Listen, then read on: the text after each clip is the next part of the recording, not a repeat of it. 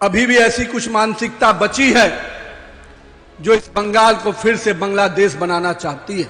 SIR के माध्यम से जो विशेष गहन पुनरीक्षण का काम चल रहा है, उसमें भी ममता दीदी खेल करने में लगी है। आज से बंगाल की राजनीति में जिस प्रकार से आपने अराजकता फैलाई है, बंगाल की जनता आपकी उल्टी गिनती शुरू कर दिया है। बीजेपी अध्यक्ष नितिन नवीन का पहला बंगाल दौरा जमकर दहाड़े।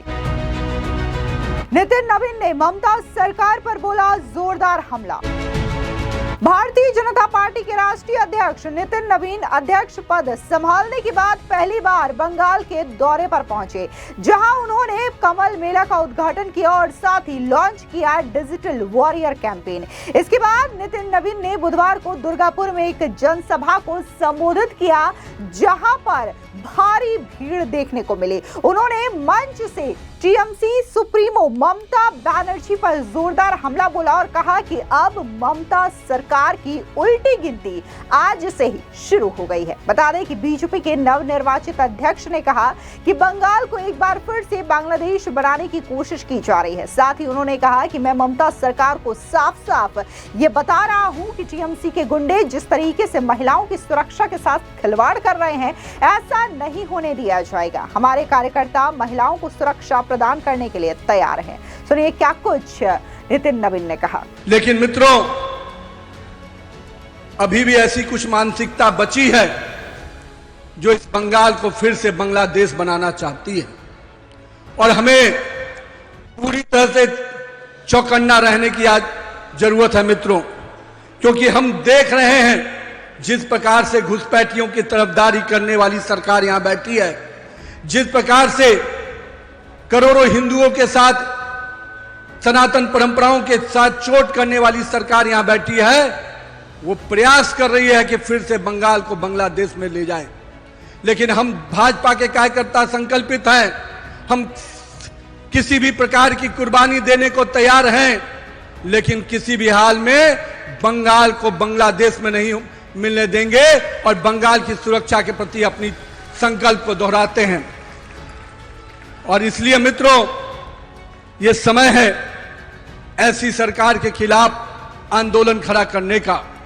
मैं आप कार्यकर्ता बंधुओं को तहे दिल से इसलिए आज मिलने आया हूं, बधाई देने आया हूं कि यहां की सरकार की अराजकता के खिलाफ हमारा एक एक कार्यकर्ता आज लड़ाई लड़ रहा है।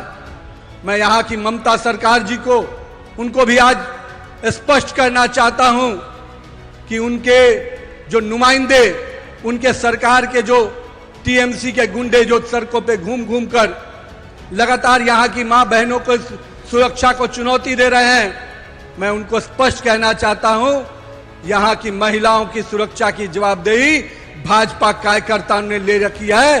हम अपनी मां बहनों की सुरक्षा के लिए कोई भी कुर्बानी देने को तैयार हैं। हम लोगों ने देखा इसी दुर्गापुर के जमी से उस रेप की घटना को हम याद कर रहे हैं, किस प्रकार से यहां की सरकार ने असंवेदनशीलता के साथ उसको देखा और यहां की सरकार की ओछी मानसिकता, जिहादी मानसिकता ने किस प्रकार से हमारी माता बहनों के घटना पर अपना टिप्पणी किया है।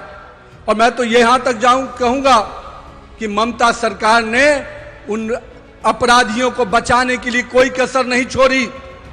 यहां से लेकर शासन प्रशासन से लेकर उन गवाहों को भी दबाने का प्रयास किया जो उन मां बहनों को अपमानित करने का काम किया था, उन मां बहनों के साथ प्रताड़ना करने का काम किया था। मैं आज उस मानसिकता पर भी देखता हूं कि ममता दीदी का वो मानसिकता, जब हमारे मां बहनों को यह कहती है कि शाम 7 बजे के बाद आपको निकलने की आवश्यकता क्या थी। अरे ममता दीदी, ये बंगाल की महिलाएं आधुनिकता की प्रतीक रही हैं। बंगाल की संस्कृति को उन्होंने हमेशा आगे बढ़ाया है, बंगाल की विरासत को उन्होंने हमेशा आगे बढ़ाया है, और आज उन मां बहनों को आप घर के अंदर महफूज रहने के लिए कह रहे हैं। हम किसी भी हाल में उन मां बहनों को सुरक्षा के लेकर जो चुनौती आप पेश कर रहे हैं, उसके प्रति हम संकल्पित हैं। हम उन मां बहनों को पूरी तरह से सुरक्षा देने के लिए नरेंद्र मोदी की सरकार और यहां पर भी जल्द जब भाजपा की सरकार बनेगी, और नहीं सरकार के साथ साथ हमारे कार्यकर्ता पूरी तत्परता से मां बहनों की सुरक्षा के लिए चिंतित रहेंगे। इसके अलावा घुसपैठियों और एसआईआर को लेकर के भी नितिन नवीन ने जोरदार हमला बोलते हुए कहा कि ममता बनर्जी खेल करने में लगी हुई हैं। सुनिए क्या कुछ नितिन नवीन ने घुसपैठियों और एसआईआर पर कहा। मेरे को मालूम हुआ एसआईआर के माध्यम से जो विशेष गहन पुनरीक्षण का काम चल रहा है, उसमें भी ममता दीदी खेल करने में लगी है। अभी दिल्ली जाकर रोना रो रही है कि इलेक्शन कमीशन हमको सहयोग नहीं कर रहा है। इलेक्शन कमीशन, अरे मैं मीडिया के बंधुओं के माध्यम से पूछता हूं ममता दीदी से, इलेक्शन कमीशन के नुमाइंदे आपके डीएम, एसपी, एसडीओ यहां बैठा है और इसको कठपुतली की तरह आप यूज कर रहे हैं। आप खुद खेल खेल रहे हैं, यहां की जनता को परेशान कर रहे हैं, यहां के युवाओं को, यहां के भद्र लोग के लोगों को, यहां के डॉक्टर को, यहां के पद विजेताओं को आप डीएम ऑफिस में, एसडीओ ऑफिस में बुला बुलाकर परेशान कर रहे हैं और कह रहे हैं कि इलेक्शन कमीशन कर रहा है। कोई इलेक्शन कमीशन नहीं। इलेक्शन कमीशन तो घुसपैठियों को बाहर करने का संकल्प लिया है, जो इस मिट्टी का नहीं है, जो बंगाल की मिट्टी का नहीं है। उसके लिए बंगाल में कोई अधिकार हम नहीं देने देंगे। बंगाल के लोगों को ही बंगाल का अधिकार मिलेगा। बंगाल की मिट्टी के जो जन्म लिए हुए लोग हैं, उन्हीं को बंगाल का अधिकार मिलेगा। बांग्लादेश से आए हुए घुसपैठियों को बंगाल का अधिकार देंगे तो इसको किसी भी हाल में हम बर्दाश्त नहीं करेंगे। इसलिए मित्रों, यहां के डीएम, एसडीओ और सभी अधिकारियों को मैं स्पष्ट कहता हूं कि ये चंद दिनों की सरकार है। इन सरकार के कठपुतली बन के मत रहिए। आप प्रशासन के लोग हैं, आप सही दिशा में काम कीजिए, आम जनता को राहत देने वाला काम कीजिए, जनता आपके साथ खड़ी रहेगी। मित्रों, आज के दिन मैं अपने इन कार्यकर्ता भाइयों से भी कहूंगा कि बंगाल आज विषम परिस्थिति में गुजर रहा है। मित्रों, हम लोगों ने यहां की सरकार के नकारापन, भ्रष्टाचार और गुंडागर्दी को कई स्तरों पर उजागर किया है। अब हमको घर घर तक जाना है, जनता को बताना है कि ये पैसे की वसूली कोई और नहीं, टीएमसी के लोग करते हैं। मैं दीदी से भी कहूंगा, दीदी आज से बंगाल की राजनीति में जिस प्रकार से आपने अराजकता फैलाई है, बंगाल की जनता आपकी उल्टी गिनती शुरू कर दी है। अब वो दिन दूर नहीं जब बंगाल को नए बंगाल के विकास में भाजपा की सरकार बनाएगी और नरेंद्र मोदी के नेतृत्व वाली सरकार डबल इंजन की सरकार बनाएगी, जो बंगाल के विकास को स्वर्णिम बंगाल बनाने के लिए आगे बढ़कर काम करेगी। साथ ही बीजेपी के राष्ट्रीय अध्यक्ष नितिन नवीन ने टीएमसी की भ्रष्टाचारी सरकार पर जोरदार तरीके से वार करते हुए कहा कि राज्य में भ्रष्टाचार संस्कार बन चुका है। शिक्षक भर्ती में भ्रष्टाचार के आरोप में कुछ नेता जेल में हैं, कुछ जमानत पर हैं। जमानत पर छूटे लोगों को भी जेल जाना चाहिए। कोई भी नहीं बचने वाला, चाहे वो कोई भी हो। सुनिए क्या कुछ भ्रष्टाचार को लेकर के नितिन नवीन ने ममता सरकार पर हमला बोलते हुए कहा। इस राज्य में अभी जिस प्रकार से भ्रष्टाचार, अराजकता की सरकार चीजें बढ़ी हैं, लगातार हम देख रहे हैं कि यहाँ की घटनाएं, यहाँ पर लगातार टीएमसी के विधायक और मैं मंत्री जो यहाँ पर पूरी तरह से टीएमसी टैक्स वसूलने में लगे हैं।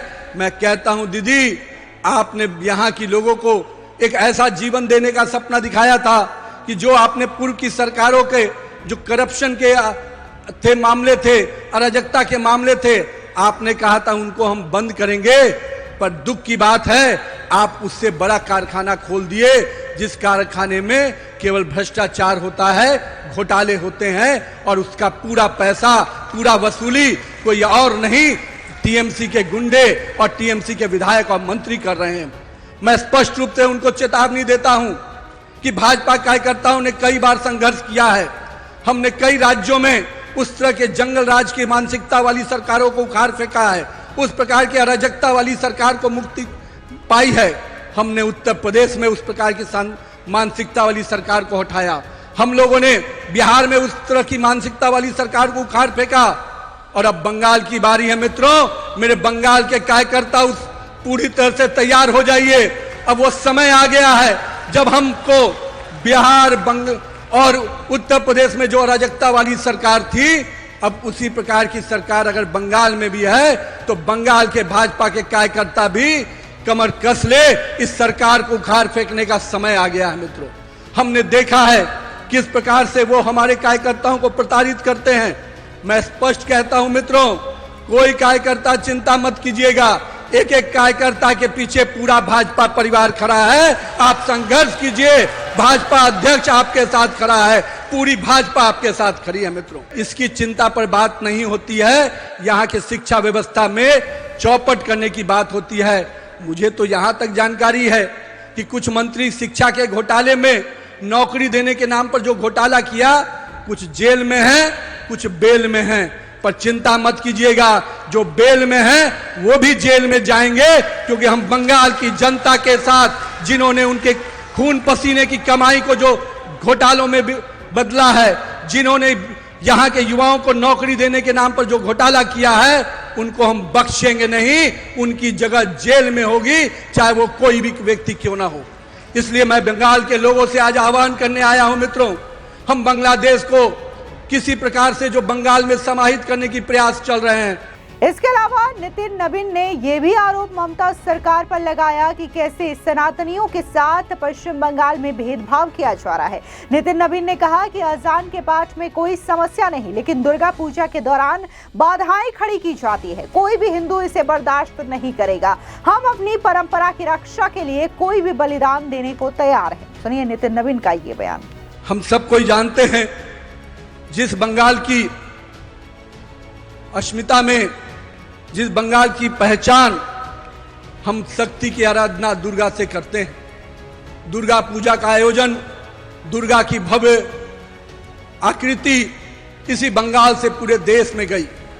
और मैं कह सकता हूं, चाहे वो बिहार हो, चाहे झारखंड हो, चाहे उड़ीसा हो, चाहे उत्तर प्रदेश के इलाके हों, दुर्गा पूजा का वो भव्य स्वरूप जब हम देखते हैं, महामल्ल्या का जब पूजा शुरू होता है तो मां दुर्गा की आराधना से पूरा देश सरोबार हो जाता है।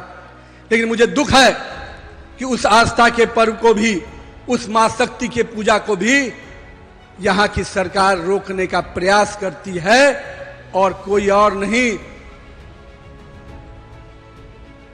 मैं कह सकता हूं, अजाम पढ़ने में कोई दिक्कत नहीं आती है, पर मां दुर्गा की आराधना करने के लिए प्रतिबंध लगाया जाता है।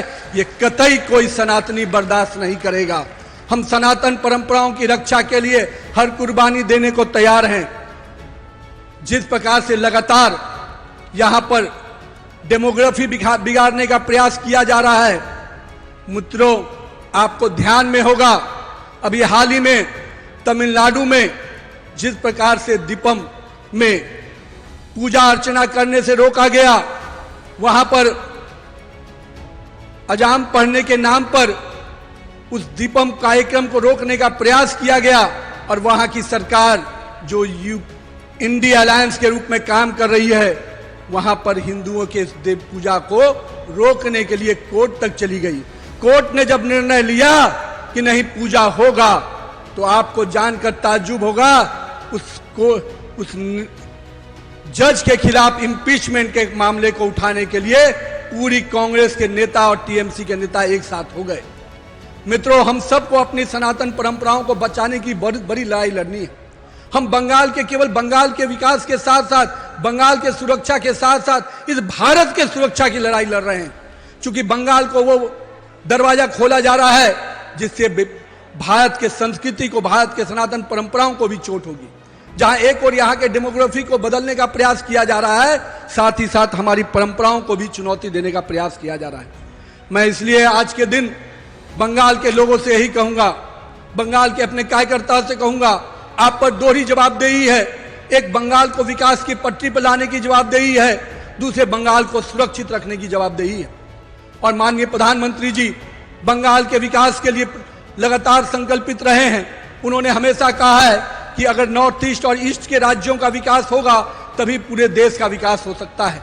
2047 का अगर विकसित भारत हम बनाना चाहते हैं तो उसमें बंगाल भी 2047 में विकसित बंगाल कैसे बने, इसके लिए हम सबको संघर्ष करना है।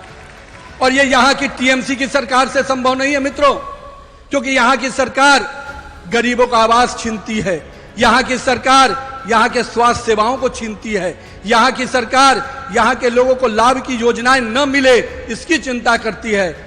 केवल अपना बैनर चिपकाने के लिए, अपनी तस्वीर चिपकाने के लिए कई घरों की रोशनी को छीनने का काम कोई कर रहा है तो यहाँ पर बैठी हुई ममता सरकार कर रही है। इसके अलावा बीजेपी के राष्ट्रीय अध्यक्ष नितिन नवीन ने महाराष्ट्र के डिप्टी सीएम अजीत पवार के आकस्मिक निधन को लेकर के क्या कुछ कहा, किस तरीके से उन्हें श्रद्धांजलि दी, सुनिए उनका ये बयान। का दिन दुखद है कि हम लोगों ने अपने महाराष्ट्र के लाल, वहाँ के डिप्टी सीएम अजीत पवार जी का आज विमान हादसे में आकस्मिक निधन हुआ है।